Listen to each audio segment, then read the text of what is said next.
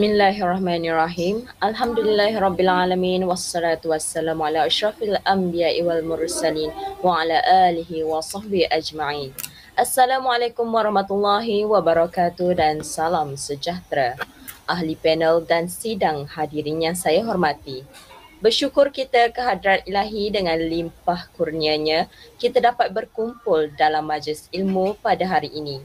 Terima kasih dan selamat datang saya ucapkan kepada para hadirin sekalian ke Bicara Santai Oh My Guru, OMG, isu pelanggaran kod etika keguruan. Anda bersama saya, Nur Ifah Imanina binti Muhammad Zulfikri sebagai moderator yang akan bersama-sama anda sehingga ke akhir majlis.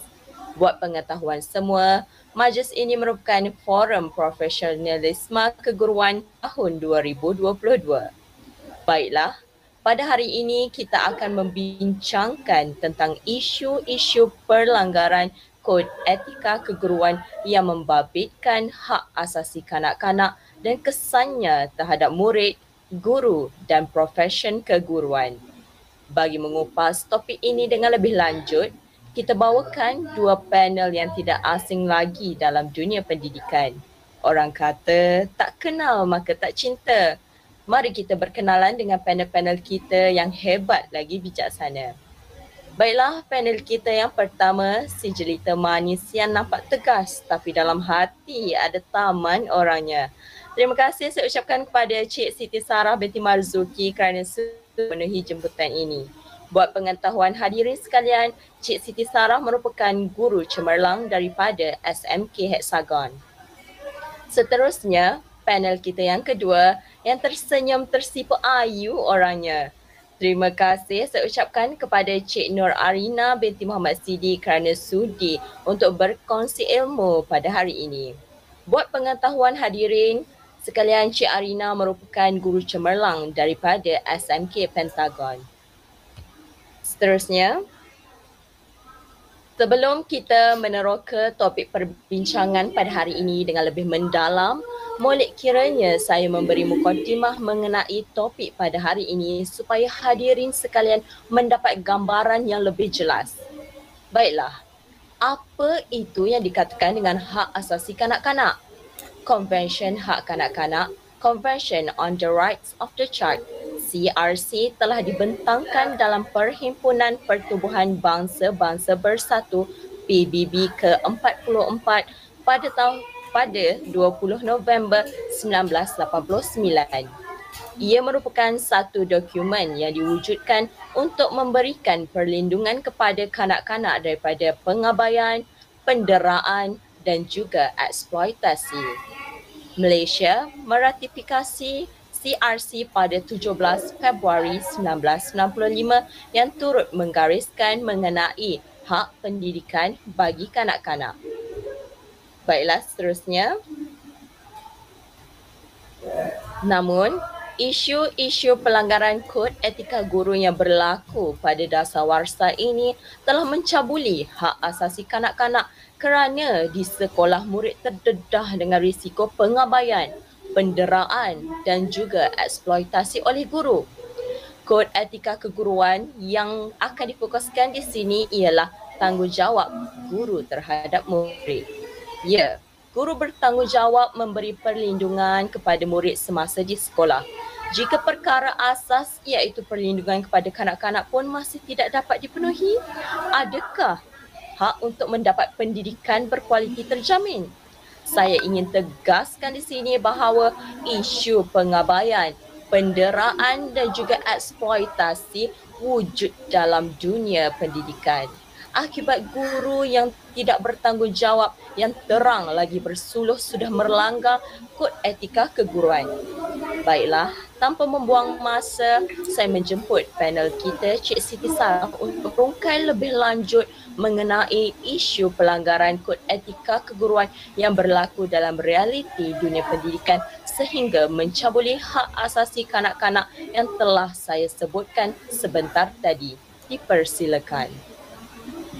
Okey, baiklah. Terima kasih kepada saudari moderator kerana menjemput saya untuk berbicara dalam majlis forum ini. Tersenyum sipu malu saya mendengar Cik Moderator kita memuji ya. Okey, baiklah. Assalamualaikum dan salam sejahtera kepada sidang hadirin yang dihormati sekalian. Profesion sebagai guru ni adalah antara bidang pekerjaan yang mulia. Guru mempunyai darjat dan juga martabat yang tinggi, di mana kalau kita tengok kalimah cikgu ni memang tetap tidak akan pencen walaupun cikgu tersebut telah bersara. Di mana kita tetap akan panggil cikgu tersebut sebagai cikgu walaupun sudah lama berpencen di atas kertas. Namun pada masa kini untuk memegang status sebagai seorang guru ini bukanlah perkara yang mudah. Realiti pada hari ini kalau kita lihat profesion perguruan dilihat semakin goyah, di mana kerana ada segelintir golongan guru yang melanggar kod etika keguruan yang telah termaktub seperti yang telah diperkatakan Cik Moderator sebentar tadi. Ini jelas apabila kita lihat di dada-dada akhbar, di kaca televisyen dan juga di media sosial mengenai salah laku guru yang bukan hanya melanggar etika profesion keguruan, malah terlibat juga dalam akta jenayah negara.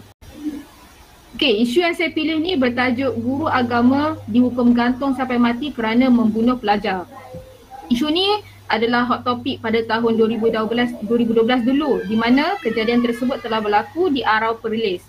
Suspek adalah merupakan tenaga guru pengajar di sekolah berkenaan dan mangsa dikatakan dipukul dan juga dibelasah oleh gurunya disebabkan atas kesalahan mencuri wang bernilai RM7. Murid tersebut telah dipukul selama 2 jam berturut-turut menyebabkan murid tersebut pengsan disebabkan pencederaan yang berlaku di kepala dan juga di tubuh badan. Jadi isu ini berkaitan guru memukul murid sehingga mati ini kita boleh anggap sebagai kes yang boleh dikategorikan sebagai kes penderaan terhadap kanak-kanak. Sebelum kita pergi lebih lanjut, kita akan lihat dahulu kepada definisi penderaan. Penderaan ialah satu perbuatan zalim yang dilakukan kepada golongan kanak-kanak. Biasanya kanak-kanak ini adalah berumur 18 tahun ke bawah. Dan juga menurut Kamus Dewan, dera bermaksud pukulan, mendera, seksa, denda dan juga hukuman. Dalam kata lain, denda ialah mengenakan kesakitan dengan sengaja oleh orang yang berautoriti ke atas seseorang yang melanggar peraturan ataupun seseorang yang melakukan perkara yang tidak disenangi.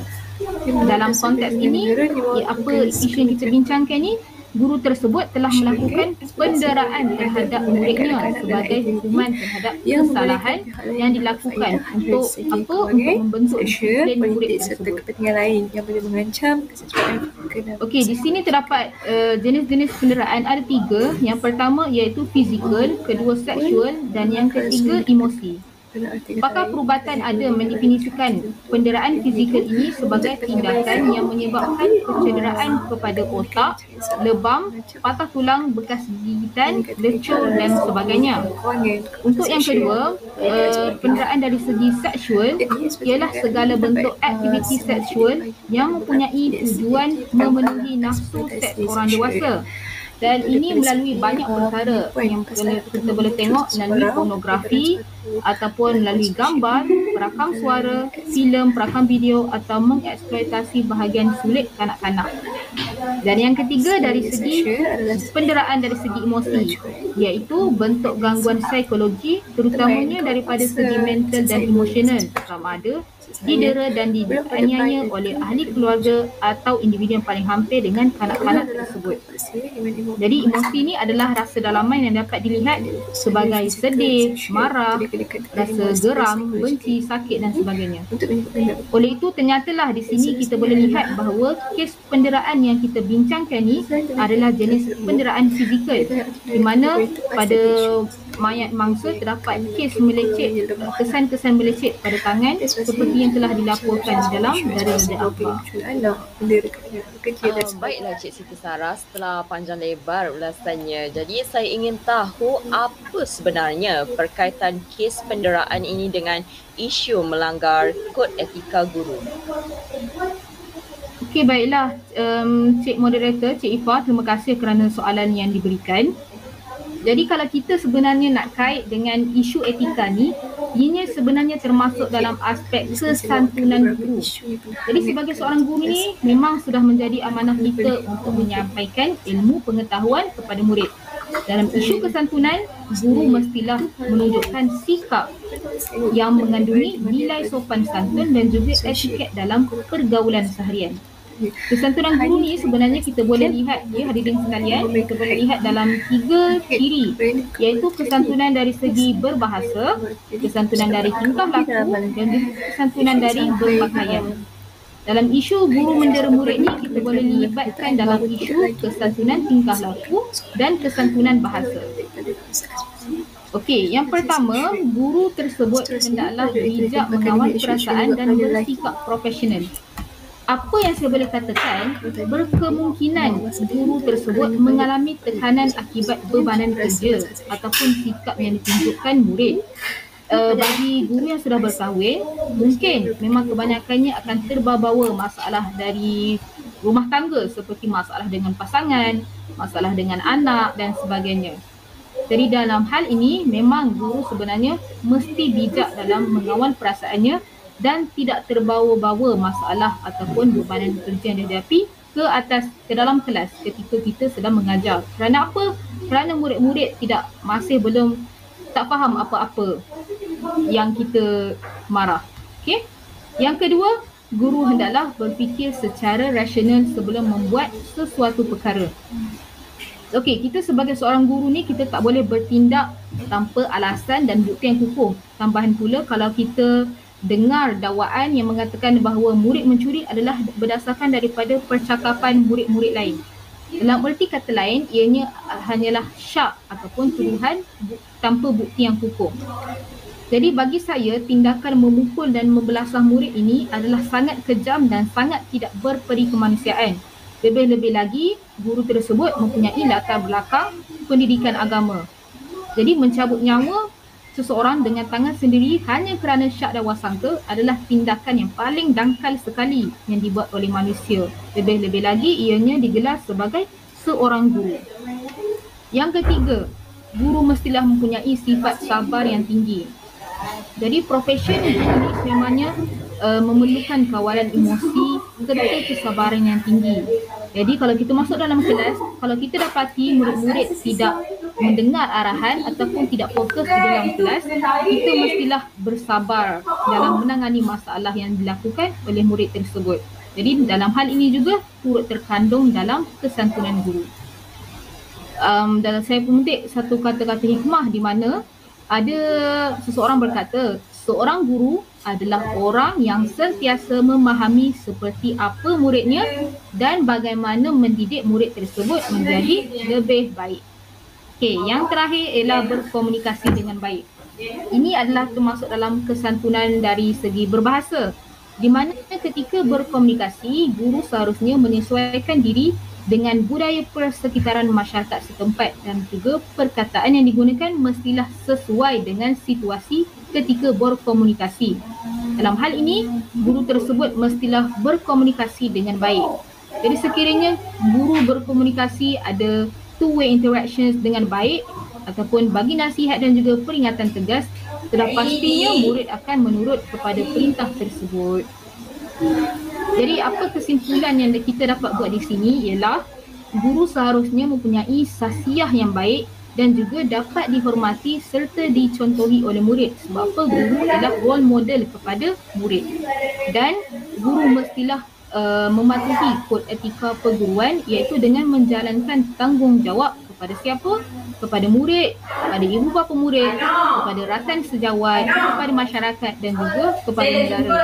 Dan bukannya mengambil kesempatan ke atas apa yang berlaku pada murid, tapi sebaliknya kita bantu mereka menyelesaikan masalah yang dihadapi. Okey, baiklah, saya sangat bersetuju dengan apa yang Cik Siti Sarah ulaskan. Tapi saya ada satu kemusykilan. Bagaimana pula dengan kes merotan murid atas kesalahan salah laku disiplin? Adakah itu juga dikategorikan sebagai penderaan?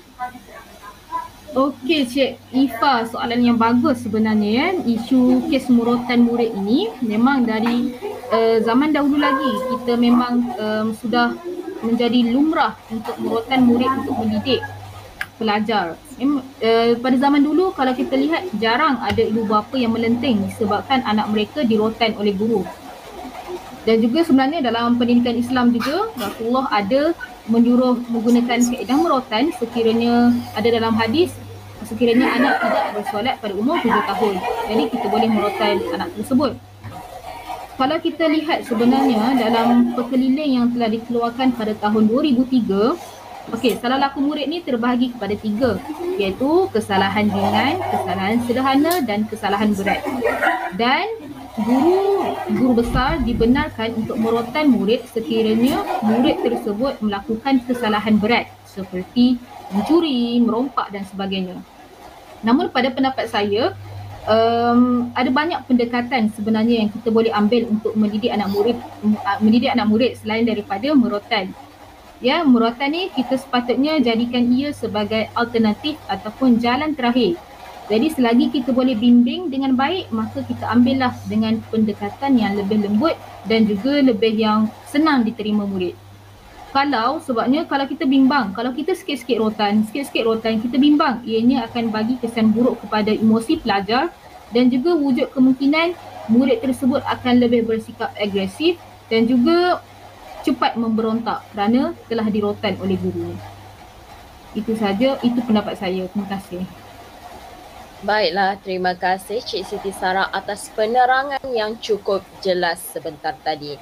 Para hadirin sekalian, isu penderaan oleh guru yang dinyatakan oleh Cik Siti Sarah merupakan isu yang agak panas di mana ia berlaku akibat hilangnya kesantunan guru dalam beretika. Dalam hujah sebentar tadi ada dinyatakan berkaitan emosi. Jadi, isu emosi juga boleh berlaku dalam aspek pengabaian. Baiklah, saya ingin berkongsikan keratan akhbar yang menunjukkan bahawa seorang murid meninggal dunia akibat bunuh diri berikutan dituduh mencuri telefon bimbit milik gurunya. Perkara ini menunjukkan bahawa guru mengabaikan emosi murid dengan melemparkan tuduhan secara melulu menyebabkan murid tertekan. Jadi kes ini mendapat liputan kerana ada nyawa yang melayang. Sayangnya, kes pengabaian emosi acap kali berlaku melalui ucapan maupun perbuatan guru yang menyinggung perasaan seseorang murid. Inilah yang dikatakan luka di hati tidak berdarah tetapi sakitnya boleh menjejaskan kesihatan, iaitu kesihatan mental. Jika tidak diatasi, ia boleh meragut nyawa. Jadi sebagai seorang guru tidak wajar menyakitkan hati dan perasaan seseorang murid, tetapi sepatutnya guru perlu peduli dengan kestabilan emosi murid supaya murid dapat belajar dalam keadaan yang tenang dan gembira. Okey, selain itu, seterusnya kes pengabaian yang kerap berlaku ialah guru mengabaikan pelajar lemah dan hanya mengutamakan pelajar yang cemerlang. Perkara ini berlaku akibat guru mengejar prestasi sekolah. Implikasinya, pelajar lemah hilang minat untuk ke sekolah. Maka timbulnya kes disiplin ponteng sekolah yang pada akhirnya akan menjatuhkan prestasi sekolah. Oleh itu, guru sewajarnya prihatin dan ambil peduli dengan keadaan semua murid tanpa mengira prestasi murid, latar belakang maupun sosioekonomi keluarga. Seperti semua sudah sedia maklum bahawa guru bertanggungjawab untuk memberi layanan dan didikan yang sama rata, malah sepatutnya guru menggandakan usaha dalam inisiatif memberikan didikan kepada pelajar yang lemah. Keratan akhbar yang seterusnya menunjukkan contoh guru yang peduli dan cakna tentang anak didiknya di mana guru di SMK Beris Pancur mengusung pelajar yang sakit akibat kemalangan untuk menduduki peperiksaan PT3. Ini membuktikan bahawa guru tersebut prihatin dan peduli serta sanggup membantu pelajarnya dalam apa jua bentuk bantuan. Sesungguhnya guru bagaikan ibu bapa di sekolah. Justeru itu, guru bertanggungjawab dalam mengutamakan dan menjaga kebajikan dan keselamatan murid apabila di sekolah. Baiklah, jika kita imbas semula pada mukadimah tadi, terdapat 3 aspek perlindungan dalam CRC yang terdiri daripada pengabaian, penderaan dan juga eksploitasi. 2 daripadanya sudah diulas. Jadi mungkin Cik Arina ada penjelasan berkaitan isu eksploitasi dalam kalangan murid di sekolah oleh guru yang melanggar kod etika keguruan. Baiklah Cik Arina, dipersilakan.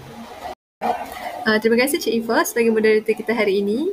Assalamualaikum dan salam hormat kepada Cik Moderator dan juga Cikgu Siti Sarah. Cikgu Siti Sarah ni kawan baik saya lah waktu dekat IPG dulu. Kami IPG sekali. Dan Ya, juga dan juga sidang hadirin sekalian lah. Okey, baiklah, sebelum kita melihat lebih lanjut apakah isu eksploitasi dalam perguruan, saya nak ajak kita semua untuk memahami dahulu apakah yang dimaksudkan dengan eksploitasi kanak-kanak secara umumnya. Okey, seterusnya. Okey, menurut Dasar Perlindungan Negara di bawah tugas Kementerian Pembangunan Wanita, Keluarga dan Masyarakat, eksploitasi kanak-kanak ini merujuk kepada penggunaan kanak-kanak dalam aktiviti yang membolehkan pihak lain mendapat faedah dari segi kewangan, seksual, politik serta kepentingan lain yang boleh mengancam kesejahteraan fizikal dan psikologikal mahupun kelangsungan hidup kanak-kanak. Okey, macam panjang kan masuk ke situ kan. Tapi dalam arti kata lain, kanak-kanak ini digunakan oleh pihak tertentu ataupun individu untuk kepentingan mereka. Tetapi cara mereka menggunakan kanak-kanak ini mengganggu hak kanak-kanak tersebut. Dan kepentingan dikatakan itu tadi ada disebutkan daripada segi mungkin kepentingan daripada segi kewangan, kepentingan untuk memuaskan hawa nafsu ataupun kepentingan politik dan juga lain-lain yang kita akan lihat sebentar lagi. Okey, seterusnya. Eksploitasi kanak-kanak ini boleh dibahagikan kepada beberapa jenis lah. Yang pertama adalah eksploitasi seksual. Eksploitasi seksual adalah penipuan, paksaan ataupun memujuk seseorang, iaitu kanak-kanak itu sendirilah, untuk terlibat dalam sesuatu perlakuan sosial.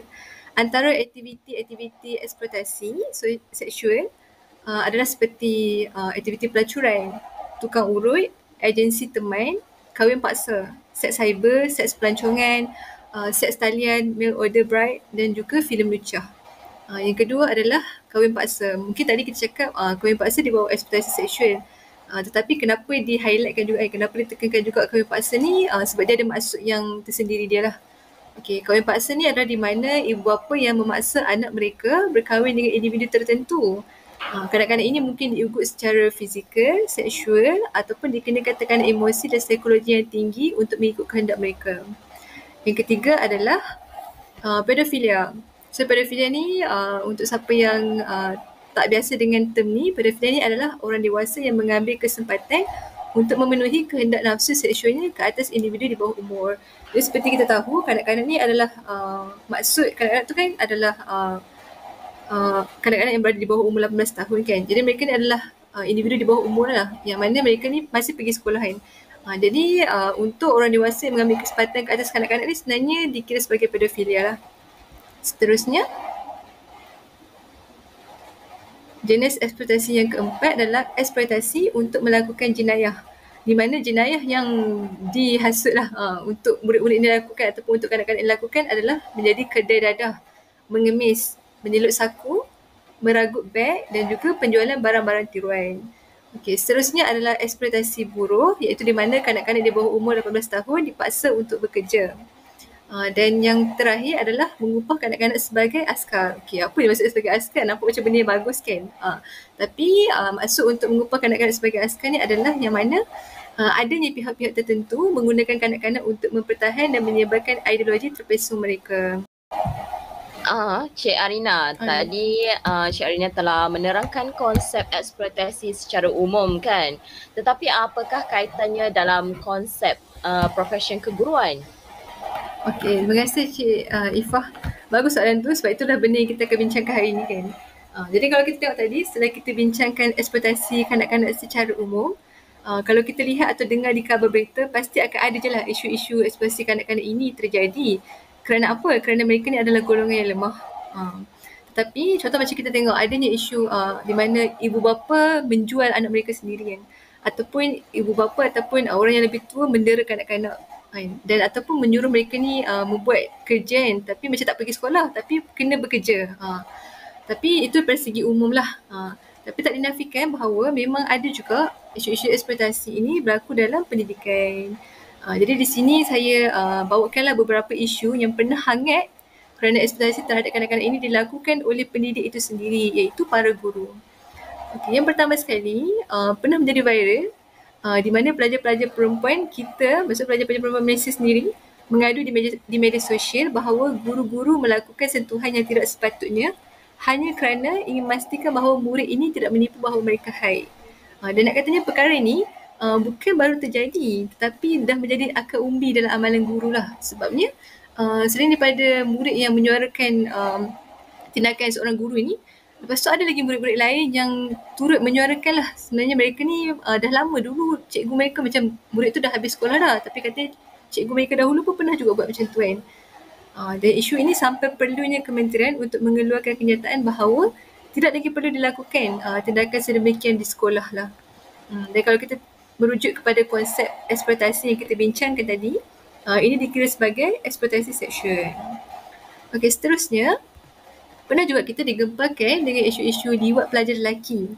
Kalau tadi kita kata tengok masalah seksual ni macam daripada selalunya perempuan kan. Tapi nak katanya pelajar lelaki pun tidak terlepas lah.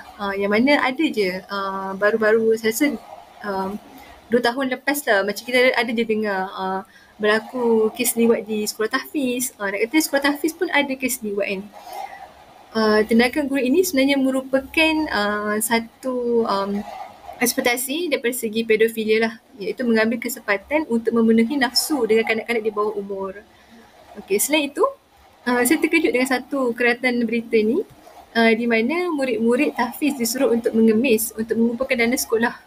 Macam terkejut lah, macam saya tak pernah dengar ni macam baru, dan benda ni baru terjadi juga lah beberapa, kalau cakap situ 2016. 5 tahun yang lalu, 6 tahun yang lalu kan. Di mana salah seorang daripada ibu bapa murid ini yang juga dia dulu adalah bekas guru. Dia rasakan bahawa tindakan untuk murid-murid ini mengemis ni adalah bukan satu tindakan yang pelik pun, tapi sebaliknya nak mendidik anak murid itu. Tapi soalan saya lah, adakah ini cara terbaik untuk mendidik kan? Kerana kalau kita fikirkan aspek keselamatan murid dan bimbang kan, murid ini akan melihat, oh rupanya kita boleh mengemis kan untuk dapatkan duit. Jadi saya tak rasa itu adalah satu cara yang betul untuk mendidik lah. Okey, seterusnya adalah eksploitasi guru mengupah murid sebagai askar. Okey, kalau kita tengok konsep eksploitasi awal tadi, di poin yang terakhir adalah guru mengupah murid sebagai askar. Jadi apa pendapat anda? Cik, boleh pula tanya. Okey, untuk menjawab soalan ini, kita harus berbalik kepada maksud dan fikirkanlah apakah guru pernah menggunakan kanak-kanak untuk menyebarkan ideologi mereka. Jadi sebarang ideologi ni boleh jadi dalam banyak bahagian dan juga secara meluas lah. Contoh ideologi, mungkin ada guru yang cuba untuk memasukkan hasutan-hasutan berbau politik yang boleh melibatkan perpecahan kaum. Ataupun ada juga mungkin ada guru-guru yang kadang-kadang dia memasukkan ideologi-ideologi barat seperti liberalisme, equality, yang akhirnya membawa kepada isu LGBT dalam kalangan murid sekolah dan sebagainya lah. Semata-mata untuk kepentingan guru, sedangkan sepatutnya mereka ni mengajar kepada kefahaman yang betul yang sepatutnya tidak bercanggah dengan agama dan pegangan negara. Okay, saya rasa itulah antara isu eksploitasi yang berlaku dalam pendidikan di negara kita lah. Cik Arina, saya muskil. Adakah terdapat eksploitasi kewangan dalam etika perguruan? Okey, terima kasih Cik Ifah. Menarik soalan tu sebab tadi kita dah bincangkan tentang antara kepentingan eksploitasi yang telah orang lakukan adalah untuk kewangan juga salah satunya kan.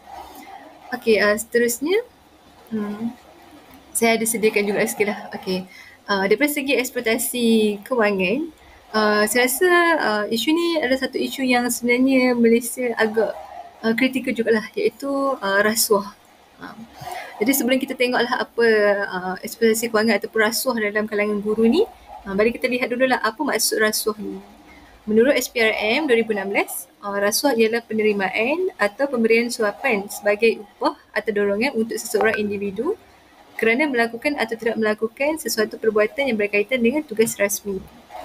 Okey, kalau kita tengok sebenarnya isu rasuah di kalangan guru ni selalunya lebih kepada tidak amanah lah, atau pecah amanah dalam kalangan guru uh, daripada duit yang telah dikumpulkan untuk golongan-golongan tertentu. Contoh macam satu kereta akbar ni adalah guru didakwa 48 tuduhan, banyak ke tuduhan dia, pecah amanah, dan semua ni sebenarnya tak dilakukan di satu sekolah lah, sebenarnya sekolah-sekolah lain-lain yang dia berpindah-pindah. Tapi nak katanya itu adalah wang yang dikumpul untuk wang amanah pelajar miskin.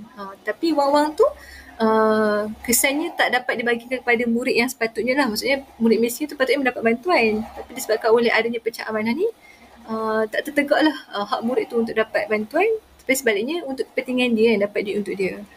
Yang keduanya kita tengok daripada bukannya selalunya yang akan buat ni adalah golongan yang ada jawatan lah.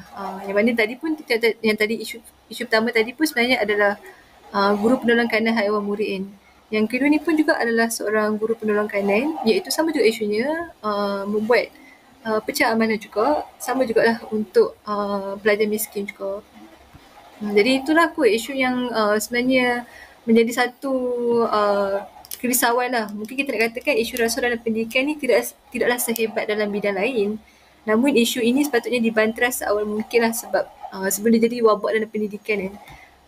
Okey, jadi kalau kita lihatlah ekspektasi-ekspektasi yang telah dilakukan seperti tadi oleh guru-guru tadi, sebenarnya tindakan-tindakan ini melanggar kod etika keguruan. Okey, jadi berdasarkan kod etika keguruan, ada 4 tanggungjawab guru, iaitu yang pertama sekali, tindakan mereka ini akan melanggar tanggungjawab guru terhadap murid. Daripada segi yang pertama adalah sepatutnya guru itu lebih mengutamakan kebajikan dan keselamatan murid daripada hal-hal lain. Tapi bila mana kita tengok adanya rasuhan ataupun adanya suruh murid mengemis, jadi murid tu dah terabai daripada segi kebajikan dan keselamatannya. Yang kedua adalah guru ni sepatutnya menunjukkan satu cara berpakaian, peraturan dan tingkah laku yang dapat memberikan contoh yang baik kepada murid. Tapi kalau guru tu pun sendiri adanya isu seksual, maksudnya nak sentuh part yang tak sepatutnya, ataupun buat set grooming kan. Jadi tu pun macam dia tak menunjukkan contoh yang baik kepada murid lah. Seterusnya,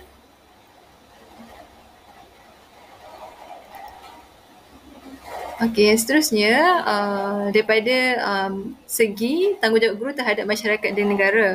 Okey, kalau kita tengok tadi, apa benda yang telah dilanggar oleh guru-guru ini adalah daripada segi mengelak daripada menyebarkan sesuatu ajaran yang boleh merosakkan kepentingan murid, masyarakat atau negara ataupun yang bertentangan dengan nerokan negara. Maksudnya guru ni sepatutnya menyampaikan ajaran yang betul kan, dan mengelakkanlah daripada ajaran yang boleh menyeleweng daripada masyarakat dan negara kan, ataupun bertentangan dengan rukun negara kan. Tapi kalau kita tengok tadi, bila adanya ideologi yang tak sepatutnya yang diterapkan dalam murid itu, mulalah timbulnya isu-isu perkauman dan isu-isu negara yang lagi besar lah. Dan yang kedua adalah tanggungjawab guru itu sepatutnya memupuk sikap dan nilai dalam diri setiap murid yang boleh membantu dan membimbing mereka untuk menjadi warga negara yang taat setia, bertanggungjawab dan berguna, menghormati orang yang lebih tua dan menghormati perbezaan kebudayaan, keturunan dan agama. Okey, pada segi sini bukan setakat ideologi yang dimasukkan, tapi kalau kita tengok daripada segi bila adanya bila adanya tindakan guru daripada segi seksual tadi, eksploitasi seksual ataupun eksploitasi suruh murid mengemis tadi kan, sebenarnya benda ni boleh mengganggu emosi murid lah. Bila emosi murid terganggu, akan wujudlah tingkah laku yang tak sepatutnya, yang akhirnya membuatkan murid ni tak ada nilai, dia tak ada sikap yang sepatutnya. Okey, seterusnya. Seterusnya adalah tanggungjawab terhadap rakan sejawat dan profesion. Okey, guru ini sepatutnya mengelak diri daripada membuat sebarang kenyataan ataupun ulasan yang boleh mencemarkan nama baik seorang guru di hadapan murid atau ibu bapa, atau berbuat sesuatu yang boleh menjatuhkan maruah seseorang guru. Yang seterusnya, guru tidak boleh melibatkan diri dalam kegiatan yang boleh menjejaskan kecekapan kami, itu maksudnya kecekapan rakan-rakan guru yang lain lah sebagai seorang guru. Yang ketiga adalah guru sepatutnya sentiasa mengawasi diri mereka supaya tidak mencemarkan nama baik profesi perguruan. Jadi kalau kita tengok tadi, tindakan semua guru tadi memang dah menjatuhkan ataupun mencemarkanlah nama baik seorang guru itu, yang mana mungkin guru itu nanti akan hilangnya kepercayaan. Maksudnya murid pun akan hilang percaya pada guru. Dan ibu bapa pun akan tergugat lah bila tahu anak satunya pergi sekolah belajar tapi tiba-tiba ada isu-isu yang tak sedap didengar. Jadi itulah kita tengok ekspektasi dalam isu pendidikan yang sebenarnya perkara ini melanggar kod etika keguruan.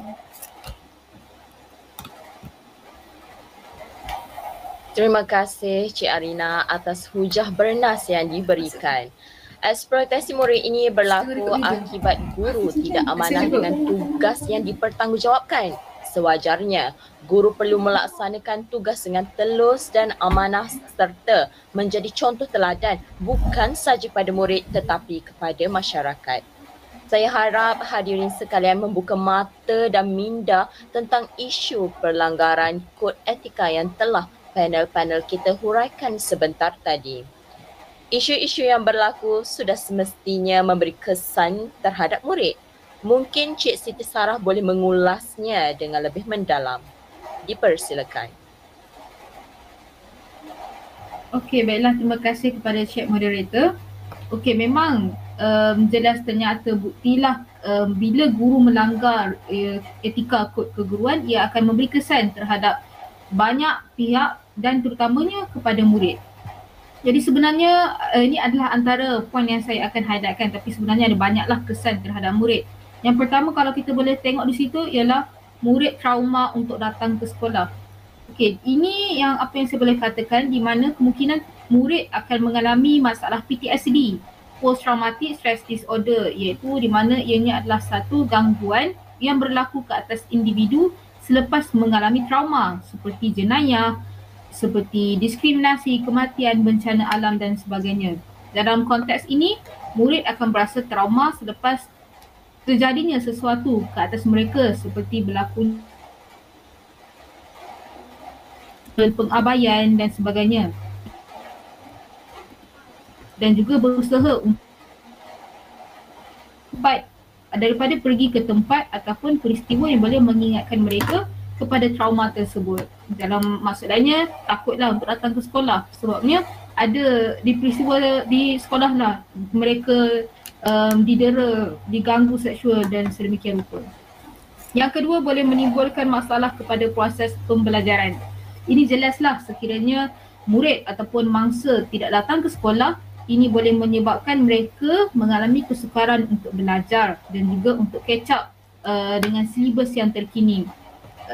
Ini lebih parah sekiranya murid tersebut merupakan calon peperiksaan besar seperti SPM di mana ia boleh menjejaskan masa hadapan murid tersebut. Dan yang terakhir ialah murid akan dipengaruhi sikap negatif guru.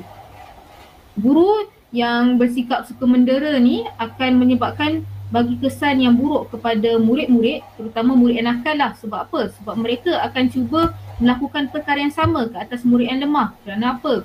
Kerana mereka menganggap guru sebagai role model mereka.